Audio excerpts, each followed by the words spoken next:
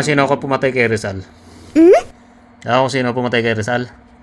Rizal, di ko po alam. Hindi mo alam. Kaya pinag-aralan yan? Ha? Hindi Di ba ko alam.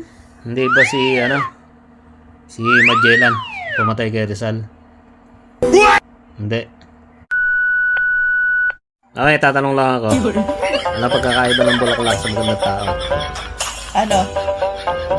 Ang bulaklak, walang pag umaga.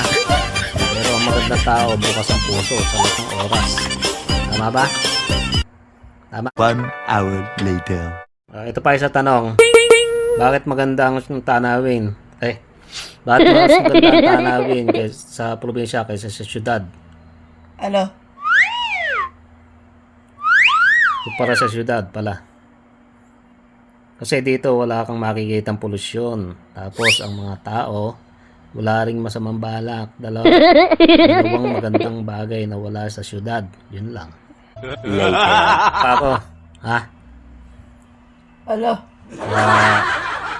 Ano ang tawag sa isang puno na napakaganda at maraming admirers? Ano? Puno ng ganda at respeto. Kaya nga maraming gustong umupo. Lalim niya. Nice.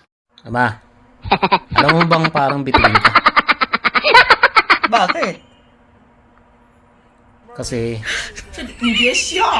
hindi dahil sa liwanag mo, kundi dahil bituin ka ng mundo at kahit sa pinakamadilim na gabi, ikaw ay nagbibigay ng kahulugan sa aking gabi, sa aking buhay.